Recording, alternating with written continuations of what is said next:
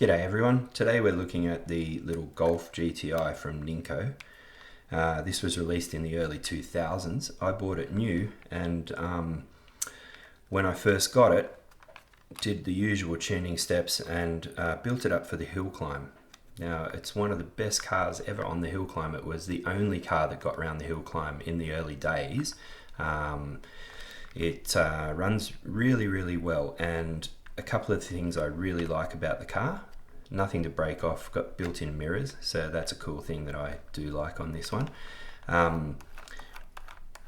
We've got high clearance at both ends, so it works great on the hill climb in the dips and in the steep sections, and they're just a really well-rounded and balanced car on that track. On your bigger, faster tracks, it's like most short wheelbase cars, a little bit taily, but that's a good thing on the hill climb. So when I first got it, we built it up to run on the hill climb just by doing the usual Ninco tuning steps, ground down the tyres, put some weight in, glued the motor in, glued the bearings in, and off we went. After a while, the usual thing that happens with Ninco cars, the plastic wheels broke, so we've ended up fitting some alloy Staffs wheels on here. And one of the cool things I did with this car was put a little sticker on it to represent our club, which was Car Race Canberra and Region Racing and Collecting Enthusiasts. And I stuck a little #1 Paddo's slide-on sticker, which you can see is pretty beaten up these days. I didn't put any lacquer or anything over that, because it was the #1 car on the track. So the other cool thing I did with this one, I got into building light kits back 20 years ago. So I made a light kit up for this one with a capacitor and a diode so it wouldn't drain. Even had rear lights hooked up at one stage, but that didn't work so well. Doesn't work anymore, so I might fix that. I think I do have some parts to redo it, but it's pretty tricky, and they do still switch on when you're on the throttle, so like normal lights, but the capacitor used to keep them on when it come off the track. So the other mods to this car, we've got put in new bushings and a Slot.it axle and crown, and some Staffs wheels. So unfortunately now the chassis has given up. We've got a broken guide flag holder, so that's all really loose at the front. The car still runs around, and I had never really taken any video of this car, so here's a couple of shots that I took with the broken guide flag. You can see it still goes well, so there's no stopping it. But what we're going to do is rebuild that into a 3D chassis. So the rebuild, I'll just strip this car down. We won't video that because you don't need to see that. Everyone's taken wheels and things out of a slot car before.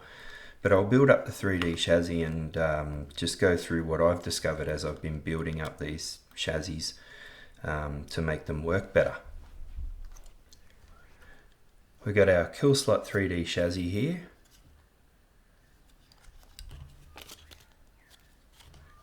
Some motor screws, and the car's all stripped down, ready to go. One thing I'm going to do is change out this guide. That guide was really cut down in the early days when the track was super tight around some of those corners. So we're going to just swap that out for a standard Ninco sprung guide. First thing with your 3D chassis is check that your guide fits. They're usually pretty tight, so you'll have to get a drill in there and sort that out if it's tight. So you can see we can't even get that one through at the moment. So we'll get our 4mm drill and we'll drill that out.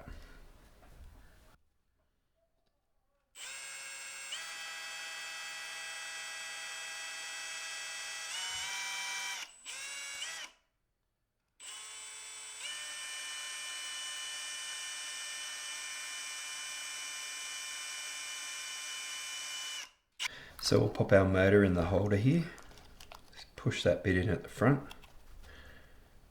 and then at the back, line up the little screw holes and pop in a motor screw.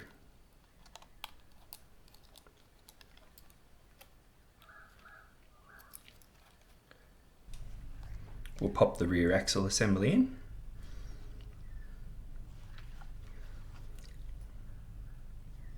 And we'll pop on our little bearing holders.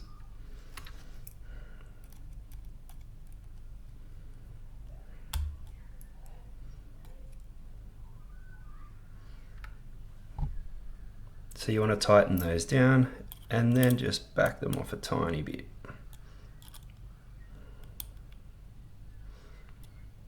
Some spacers on the front axle.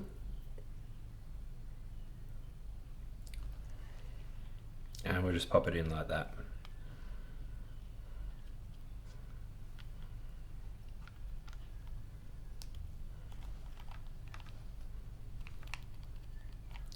Nice. Now we could pop some grub screws in to hold those wheels up a bit, but I don't think we need it. We got some nice play in there, just about enough. Pop the body back on.